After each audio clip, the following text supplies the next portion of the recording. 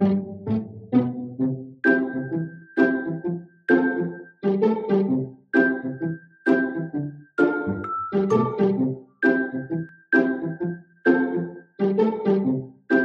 Everyone, welcome to गणित अंक। बच्चों, जड़ी बूटी सीरीज हमारी हेल्थ, पढ़ाई की हेल्थ इम्प्रूव हो रही है डे बाय डे। अच्छे नोट्स बना रहे हैं बच्चा लोग, मजा आ रहा है ना। यस, थोड़े थोड़े नोट्स करके हमारे एक अच्छे नोट्स बन रहे हैं। आप 11th में हो, 12th में हो, या आप रिपीट कर रहे हो, ये सारे नोट्स अगर आप इकट्ठा रखोगे तो आपका काम जेई मेन जे एडवांस का बहुत सिंपल हो जाएगा। राइट, ये बहुत सारी बातें आपने जब पढ़ाई होती है तब हमें पता होता है, लर्न होता है, लेकिन ये 2 साल में हम बहुत सारी चीजें इंपॉर्टेंट भूल जाते हैं। तो बस यही काम कर रहे हैं हम, नोट्स बना लेंगे, एग्जाम के पहले रिवाइज करने में हेल्प होगा। आज हम लोग रेगुलर पॉलीगॉन के नोट्स बनाएंगे। अच्छा, आज तो आप नोट्स शॉर्ट में बनाओगे, लेकिन अगर आपको इस टॉपिक को पढ़ना है या आपने नहीं पढ़ा है, फिर जानना है पूरे अच्छे तरीके से, तो प्लेलिस्ट है यहाँ पे सोल्यूशन ऑफ ट्रायंगल की। इसमें आपको ये 6th नंबर का सबसे नीचे जो वीडियो है, फिर रेगुलर पॉलीगॉन पे क्वेश्चन कैसे आते हैं, सारे फॉर्मूले डिराइव कैसे हुए, सारी बातें यहाँ पे 30 मिनट्स का अराउंड 29-42, राइट, ये मिनट्स का अराउंड यहाँ पे है। ठीक है, तो आप देख सकते हो अच्छे से, you can go through, right. गणित अंक पे ये प्लेलिस्ट आपको मिल जाएगी। चलिए आज तो भाई अच्छे से नोट बना लें। तो सबसे पहली बात, रेगुलर पॉलीगॉन क्या होता है। तो एक बहुत ही अच्छा इमेज मुझे मिला है, thanks to Math Monks, right, ये गूगल किया मैंने और मुझे मिला। तो बहुत अच्छे से बता देता है कि 3 साइडेड रेगुलर पॉलीगॉन मतलब इक्विलेटरल ट्रायंगल। 4 साइड्स का अगर हो तो उसे स्क्वायर कहेंगे, 5 sides regular pentagon, 6th regular hexagon, तो अकॉर्डिंगली आपके नाम रहेंगे। तो बेसिकली डेफिनेशन क्या हुआ, तो I can say first point मेरा डेफिनेशन ही रखते हैं कि regular polygon are nothing but polygons with congruent sides and equal angles, जिनके सारे एंगल्स इक्वल और साइड्स की लेंथ भी इक्वल, ऐसे पॉलीगॉन्स को हम क्या कहेंगे, रेगुलर पॉलीगॉन्स कहेंगे। वही अगर साइड 3 होती है, इक्वल साइड्स इक्वल एंगल, तो उसे हम इक्विलेटरल ट्रायंगल कहते हैं, पता ना बच्चों। चारों साइड्स अगर इक्वल है तो उसे हम स्क्वायर कहते हैं, एंड सो ऑन। बाकी पेंटागन, हेक्सागन वही नाम है, बट रेगुलर ये वर्ड यूज होता है। तो रेगुलर वर्ड यूज हो गया, इसका मतलब साइड सबकी इक्वल लेंथ की है और एंगल्स भी सबके इक्वल है। फर्स्ट थिंग, अब एक एक करके हम लोग अब इंटरनल एंगल के बारे में बात करते हैं ना, interior angles, right, interior angles of a regular polygon, है ना, ऑफ अ रेगुलर पॉलीगॉन। ठीक है बच्चा, तो आपको एक बात बता दूं मैं कि sum of interior angles of a regular polygon is equal to, आप ये याद रखेंगे, n-2 into 180, right. And 1-2 into pi भी कह सकते हो अगर आप रेडियन में लिख रहे हो, या into 180, where n is number of sides. कितना है n, जो है वो क्या है, नंबर ऑफ साइड्स। एग्जाम्पल के तौर पे थोड़े से एग्जाम्पल देते हैं। अगर हम इक्विलेटरल ट्रायंगल के बारे में बात कर रहे हैं, राइट, इक्विलेटरल ट्रायंगल के बारे में बात कर रहे हैं, कितने साइड्स हो गए बच्चों, 3 साइड्स हो गए। तो सम ऑफ इंटीरियर एंगल्स क्या हो जाएगा, सम ऑफ इंटीरियर एंगल्स, तो n की जगह आप 3 रखोगे, सो 3-2 इंटू 180। तो सर ये 1 इंटू 180 हो गया, यस।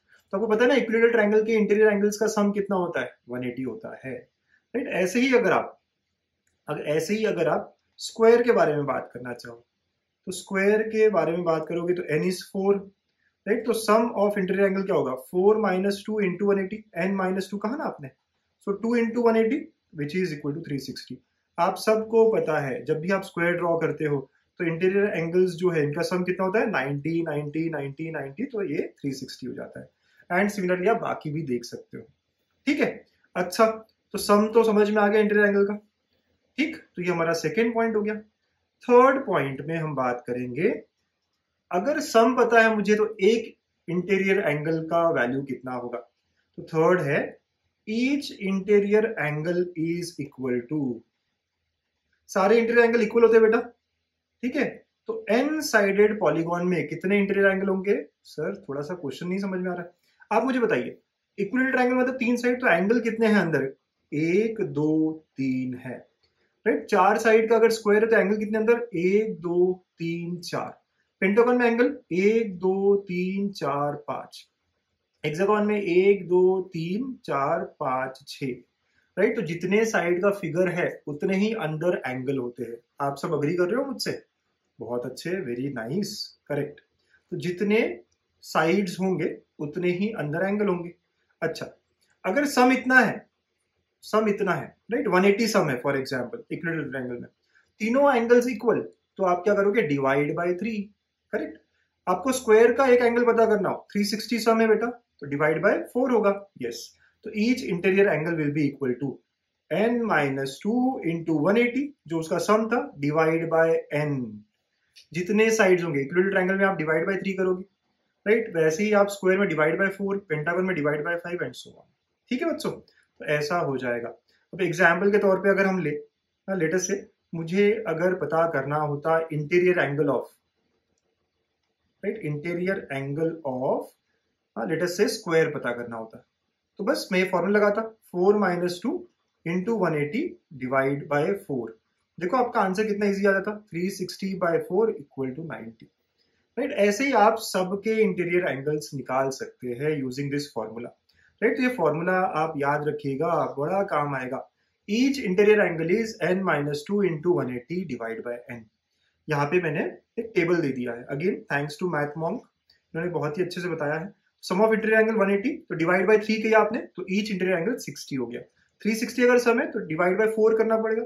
540 है, डिवाइड बाय 5 करो, देखो 108 आता है, राइट। 720 है अगर सम, तो डिवाइड बाय 6 करो, 120 will be it's each interior angle. 900 है, डिवाइड बाय आप 7 करोगे हेप्टागन में, तो ये आएगा। Divide by 8, divide by 9, divide by 10, तो 1440, ये sum of each interior angle and sum of all interior angles, right, 1440। और वहां से एक इंटीरियर एंगल निकालना हो तो डिवाइड बाय 10, क्यों? क्योंकि वो डेकागन है, 10 साइड्स वाला फिगर। समझ में आई बात? यस। तो हमारे पास दो बहुत ही अच्छे फॉर्मूले आ गए, है ना? क्या? Sum of all interior angles and each interior angle. ठीक है, आप नोट्स बना लो, राइट, बहुत ही बढ़िया, बहुत अच्छे, समझ भी गया सर। ओके, तो ये थर्ड पॉइंट हो गया।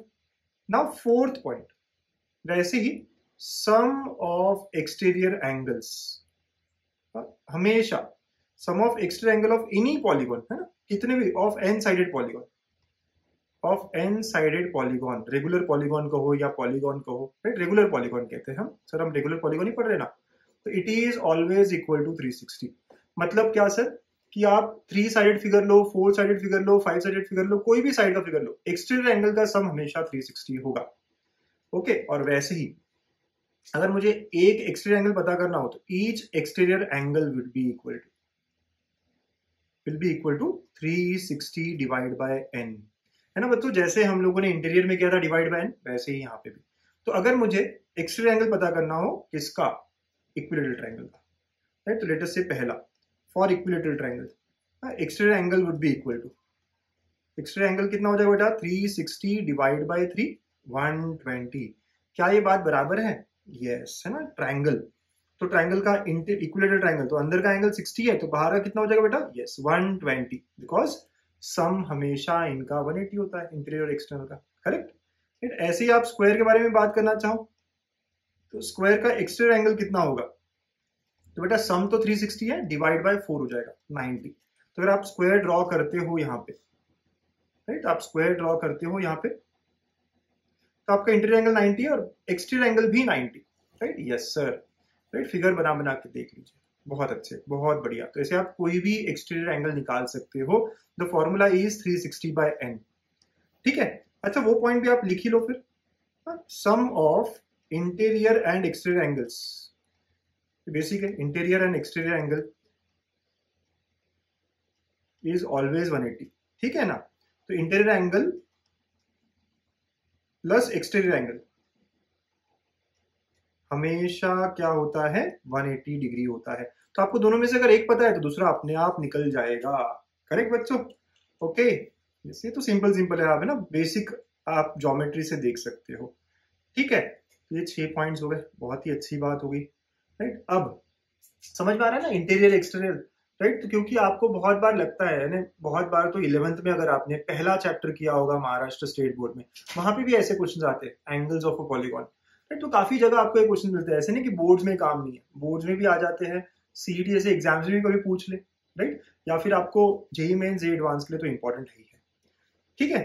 तो yes, next is central angle के बारे में बात करेंगे। इंटीरियर एक्सटीरियर तो हो गया, अब सेंट्रल एंगल क्या होता है। सेंट्रल एंगल कोई भी ट्रायंगल का, अगर आप जैसे इक्विलेटरल ट्रायंगल है ये, तो आप सेंटर निकालेंगे, राइट, सेंटर सर्कम सेंटर का हो या centre of that triangle, centre of that figure, तो ये एंगल की बात हो रही है। कौन से? इस एंगल की बात हो रही है, राइट, ये वाला या फिर ये वाला या फिर ये वाला, राइट, तो ये एंगल की बात हो रही है। तो बेटा ये पूरा सर्कल जो है कितना हो जाएगा, 360 होगा। ट्रायंगल में 3 टुकड़ों में बैठ रहा है, तो 3 सेंट्रल एंगल्स बनेंगे। अगर आप स्क्वायर की बात करते हैं, अगेन आपने ये सेंटर पकड़ा तो देखो ये एक सेंट्रल एंगल बन गया, राइट, साइड्स को पकड़ के ये एक, फिर ये एक दूसरा सेंट्रल एंगल बन गया, है ना बेटा, फिर एक थर्ड सेंट्रल एंगल बन गया यहाँ पे, फिर आप कनेक्ट करो साइड से सेंटर को, तो ये थर्ड सेंट्रल एंगल, ये फोर्थ, तो 4 सेंट्रल एंगल। लेकिन इन सबका सम जो होगा वो 360 होगा, तो each central angle is equal to 360 by n, और I can say 2 pi by n। Got it बेटा, है ना, आसान है, करेक्ट। हाँ, पूरा जो सर्कल है उसका मेजर कितना होता है एंगल के टर्म्स में, 360 या 2 पाई, और तो एक निकालना हो मुझे, yes sir, so 2 pi by n for n sided figure, n sided figure हो तो, जैसे कि इक्विलेटरल ट्रायंगल में it will be 2 pi by 3 और 120 डिग्री, है ना, 120 120 120, ये भी इक्वल होंगे, सारे साइड्स इक्वल है, सारी चीजें इक्वल है, तो सेंट्रल एंगल भी इक्वल होंगे। अगर हम स्क्वायर में निकालना चाह रहे हैं सेंट्रल एंगल, तो it will be 2 pi by 4 और you can say pi by 2 और यू कैन से 90, राइट। तो आप लिखो अपने अपने रेडियन या डिग्री के टर्म्स में, लेकिन आप 3 एंगल्स को समझ लो, इंटीरियर, एक्सटीरियर एंड सेंट्रल, ठीक। चलो अब एक आखिरी बात पता करते हैं, तो बड़ी अच्छी सी बात है, area of polygon, area of N sided polygon,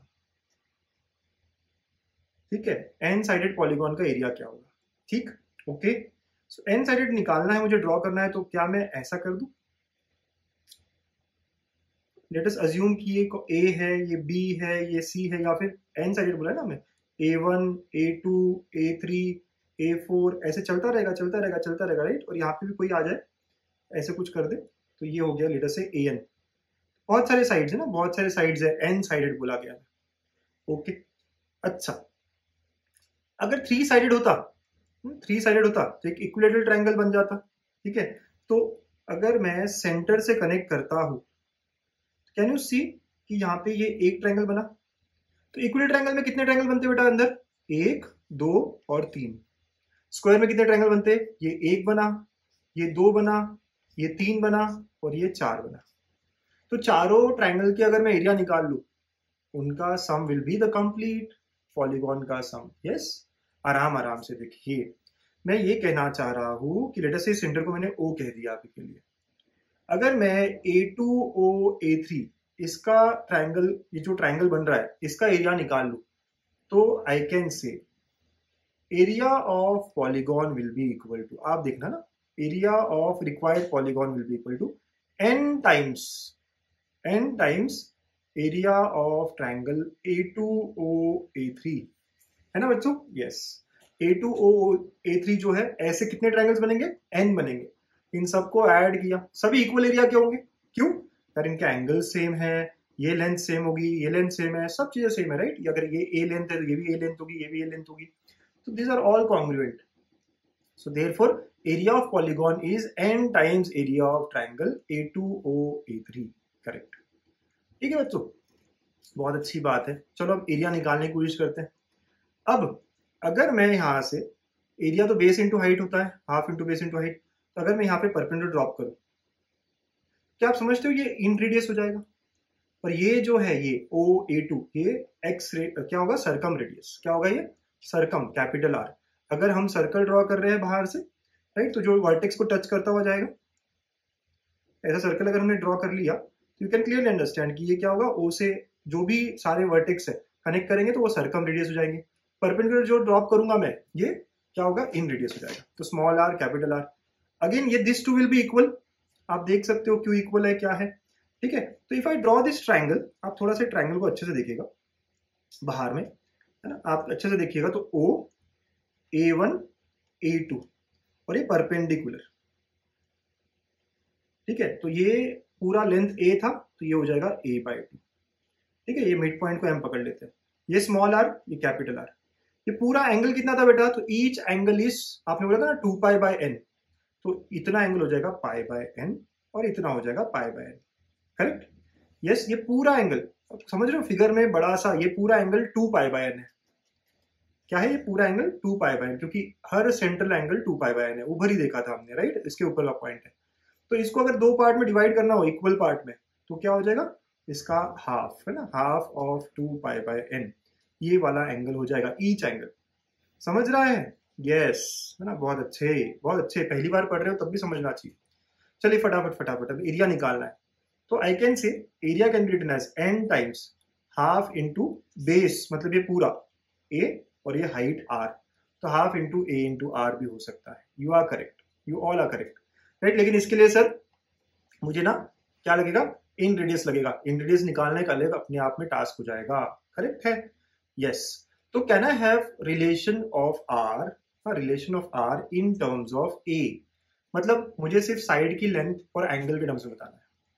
तो अब इस ट्राइंगल में देखिए, तो you can see in the triangle, in triangle A1ON, आप देखोगे tan π/n क्या होगा, tan π/n मतलब कि ये एंगल अपोजिट अपॉन एडजेसेंट, तो A/2 अपॉन R, तो R comes out to be A/2, right, और ये tan इधर चला गया तो नीचे आएगा, तो ऊपर जाएगा, क्या होगा, cot π/n। यस सर, तो देयरफॉर R को अगर मैं सब्स्टिट्यूट कर दूं तो area of polygon will B n/2, a r के जगह आप लिख सकते हो a/2 cot π/n, therefore it will be na square, right, na² by 4 cot π/n. This is area of polygon, right। आप ये फॉर्मूला याद रख सकते हैं एन साइडेड फिगर का। वैसे याद रखने की जरूरत नहीं, आप बना सकते हो बड़े आराम से, बहुत कोई डिफिकल्ट नहीं है बनाना। हाँ, सेंट्रल एंगल तो आपको आता है, तो आप यहाँ पे half into base into height ये सब करते हुए देख सकते हो, रिलेशंस निकाल सकते हो। अंडरस्टूड बच्चों। अच्छा, इक्विलेटरल ट्रायंगल के लिए एक बार ट्राई करें कि सही बता रहा है या नहीं। यहाँ पे n की वैल्यू 3 आएगी, तो ये क्या हो जाएगा, देखो 3a² by 4 cot of π/3, n जहां जाए 3 रखो। What is cot π/3, yes 3a² by 4 into 1/√3। देखो सॉल्व होके क्या आया, √3/4 साइड स्क्वायर। आपको याद है area of equilateral triangle, correct है ना, यस। आप चाहो तो स्क्वायर के लिए भी एग्जाम्पल के तौर पे ले सकते हो, n को 4 डाल सकते हो, चेक कर सकते हो, विल गेट। हाँ, आप करके देखेंगे, चलिए हम लोग ही करके देखते हैं। अगर मैं स्क्वायर के लिए ट्राई करूँ, एरिया ऑफ स्क्वायर के लिए, ठीक है, तो क्या होगा, आपका फॉर्मूला क्या था बेटा, na² by 4 cot π/n। तो let's write down in terms of जो स्क्वायर है, n का वैल्यू 4 रखेंगे, 4a² by 4 cot of π/4, 4 cancel, a², what is cot π/4, 1 होता है, तो this is nothing but side square. तो एरिया ऑफ स्क्वायर इज, आगे ना बराबर साइड स्क्वायर, सबको आता है, यस सर, समझ रहे हो, हाँ बहुत अच्छे, बहुत बढ़िया। तो एरिया आपने इन terms of angle and side निकाल लिया, समझे, yes. So area of polygon in terms of angle and side. चलिए अगर मुझे सर्कम रेडियस के टर्म्स में निकालना हो तो चलो वो भी देख लेते हैं ना, एक पॉइंट वो भी देख लेंगे। तो area of polygon in terms of R, capital R. तो आप देखो वो जो ट्राइंगल था, बस आखिरी पॉइंट है ना, वो जो ट्राइंगल था OA1A2, इसका एरिया निकालेंगे और n टाइम्स करेंगे, तो ये भी r, ये भी r, और ये सेंट्रल एंगल कितना है, 2π/n, पूरा एंगल 2π/n, उसका आधा जो करेंगे वो अलग बात है। सो कहना से area of polygon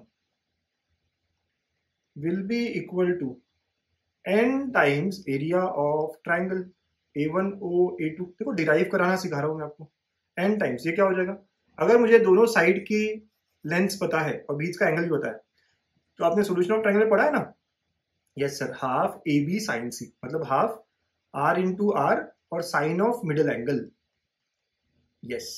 so this will give me n capital R² by 2 sine of 2π/n। बड़े आराम से आप निकाल सकते हो। अंडरस्टूड बच्चों? कैसे निकाल रहा हूं मैं?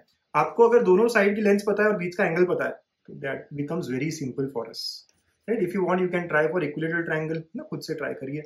और लास्ट एक और, right? Area of polygon in terms of small R निकालते हैं। ओके, तो in terms of small R अगर निकालना हो मुझे, तो आपने देखा था half n times half A R आया था आपका। कहाँ देखा सर? अब देखिए ऊपर में, ये अपने स्टार्ट यहाँ ग्रीन में ऐसे किया था, half n into A R, right? Half n into A R. तो आप बस यहाँ से a हटाना चाहेंगे, तो we had a relation here, right? ये एक रिलेशन था जहाँ आप a हटा सकते हो बड़े आराम से, राइट? देखो यहाँ से अगर आप लेंगे जो हमने निकाला था, a is 2r tan π/n, right? अगर आप देखेंगे यहाँ से a is 2r tan π/n, and we can keep this value of a here, ठीक है? बस रख देंगे आप, तो it will be nothing but n into half 2r tan π/n into r, right? वही ट्राइंगल जो है ना, सेम ट्राइंगल में आपने वो सब सारी ज्योमेट्री वगैरह की है, यू गेट द रिलेशन। तो ये और ये cancel, we get here nr² tan π/n। अगर आपको एरिया चाहिए in terms of small R, depend करता है ना आपको क्वेश्चन में क्या पूछा, कैसे पूछा, सर्कम रेडियस दिया है, एंड रेडियस दिया है, कैसे करना है, तो you can easily use the formulas different ways. अच्छा, आप बोलोगे सर बहुत टफ हो गया ये तो, याद कैसे रहेगा? जरूरी नहीं है याद रखना, आपको बेसिक याद रखना है कि मैं डिराइव कैसे कर रहा हूँ, right? You are suppose to derive it in the exam as well, अगर आपको टफ लगता है तो। या तो अगर आप याद रख सकते हो तो बहुत ही अच्छी बात, na² cot π/n, राइट? ये पहला फॉर्मूला। फिर उसके बाद में दूसरा फॉर्मूला क्या है, तो nr² sin 2π/n, and last में in terms of small R. ठीक है, इन पे एग्जाम्पल्स देखने आपको तो playlist is already shared with you all, ठीक है? तो पक्का देखिएगा, सॉल्व करेगा, सिंपल है, ज़्यादा टफ नहीं है। At least in centre, x centre, right, interior angle, exterior angle, या फिर सेंट्रल एंगल, और फिर एरिया, ये 4 चीजें यहाँ पे हैं बच्चों। For more such videos please stay connected and stay happy always. Thank you.